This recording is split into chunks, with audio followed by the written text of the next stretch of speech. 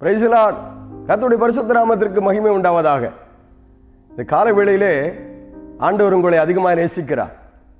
நேசிப்பதன் அர்த்தம் தம்முடைய ஜீவனை உங்களுக்காக கொடுத்தார், அன்பை வெளிப்படுத்தினார், ஆசீர்வாதத்தின் வாய்க்காலாய் பரிசுத்த ஆவியானவரை நமக்கு கொடுத்திருக்கிறார்.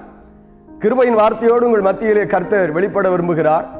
சங்கீதம் 103 அதிகாரம் 17வது வசனத்தை வாசிக்கும் பொழுது, கர்த்தருடைய கிருபையோ அவருக்கு பயந்தவர்கள் மேலும் அவருடைய நீதி அவர்கள் பிள்ளைகளுடைய பிள்ளைகள் மேலும் அனாதியாய் என்றென்றைக்கும் உள்ளது.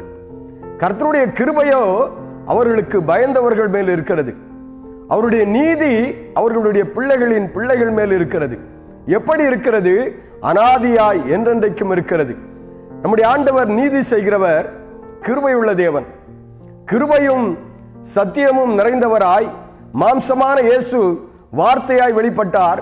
அவர் எப்படி வந்தார் என்று சொன்னால், கிருபையும் சத்தியமும் நிறைந்தவராய் நமக்குள்ளே வாசமாய் இருக்கிறார். இந்த ஆண்டவர் இந்த காலைவேளையில் உங்களை பார்த்து சொல்கிறார், கர்த்தருடைய கிருபையோ அவருக்கு பயந்தவர்கள் மேலும் அவருடைய நீதி அவர்கள் பிள்ளைகளுடைய பிள்ளைகள் மேலும் என்றென்றைக்கும் அனாதியாய் இருப்பதாக. இந்த கிருபையும் இந்த நீதியும் ஒவ்வொரு மனிதனுடைய வாழ்க்கையிலும் ஒவ்வொரு நாளும் செயல்பட வேண்டியது ஒன்று. ஆதியாகமம் 6 அதிகாரம் 8வது வசனத்தை வாசிக்கும் பொழுது, நோவாவுக்கோ கர்த்தருடைய கண்களில் கிருபை கிடைத்தது. ஏன் நோவாவுக்கு கிடைத்தது? அந்த நாட்களிலே இருந்த ஜனங்கள் தங்கள் வாழ்க்கையை கெடுத்து கொண்டார்கள். தங்கள் வாழ்க்கையிலே தீமையை மட்டுமே யோசித்தார்கள். ஆனால் நோவாவோ நன்மையை யோசிக்க ஆரம்பித்தான். கர்த்தருடைய வார்த்தை வந்த மாத்திரத்திலே சூழ்நிலைகள் எல்லாம் அவனுக்கு எதிராய்த்தான் காணப்பட்டது. ஜனங்களும் எதிராயிருந்தார்கள், சமூகம் எதிராயிருந்தது, எல்லா சூழ்நிலைகளும் நோவாவுக்கு எதிராயிருந்தது. ஆனால் தேவன் மட்டும் நோவாவுக்கு அனுகூலமாயிருந்தார்.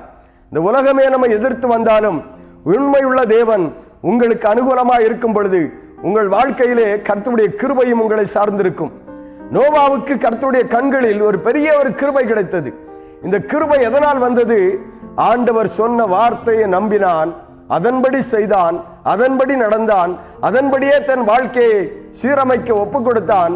கர்த்தருடைய கண்களிலே கிருபை கிடைத்தது. இந்த கிருபை இந்த காலவெளியில் உங்களை தேடி வருகிறது. ஏன் இந்த கிருபை உங்களை தேடி வருகிறது என்று சொன்னால், ஒருவேளை நீங்கள் இதுவரையிலும் தேவனுக்கு பயமில்லாதபடி மனம்போன போல ஒரு வாழ்க்கையை நடத்தி கொண்டு இருப்பீர்களானால், இந்த கிருபையின் ஆவியானவர் இந்த காலவெளியில் உங்களை பார்த்து பேசுகிறார். நான் நோவாவுக்கு எப்படி கிருபை கொடுத்தேனோ அதே போல உங்கள் வாழ்க்கையிலும் இந்த கிருபையை நான் பெருகச் செய்கிற தேவன். ஆதியாகமம் 39 அதிகாரம் 21வது வசனத்தை வாசிக்கும் பொழுது, யோசேப்போடே கர்த்தர் இருந்தார், இருந்து அவன் மேல் கிருபை வைத்து சிறைச்சாலைக்காரனுடைய தயவையும் இரக்கத்தையும் யோசேப்பின் மேல் காணச் செய்தார் தேவன். ஒரு மனிதனோடு கர்த்தர் இருப்பார் என்று சொன்னால், சிறைச்சாலைக்காரனுடைய தயவு யோசேப்பின் மேல் இருந்தது போல, ஒருவேளை உங்கள் சிறையிருப்பு இந்த நாட்களிலே தேவன் உங்களோடு கூட இருப்பார் என்று சொன்னால், கிருபையும் நீதியும் அவர் தம்முடைய வாழ்க்கையிலே விளங்கச் செய்வார் என்று சொன்னால், உங்கள் வாழ்க்கையிலே அற்புதங்களை செய்வார், அதிசயங்களை செய்வார். கலங்காதிருங்கள், கர்த்தர் உங்களை ஆசீர்வதிப்பார். மிகவும் மகிமையான தேவன் இன்றைக்கும் நமக்குள்ளாய் வாழ்ந்து நம்மை வாழ வைத்துக் கொண்டிருக்கிறார். கர்த்தர் தாமே உங்களை ஆசீர்வதிப்பாராக. ஆமென்.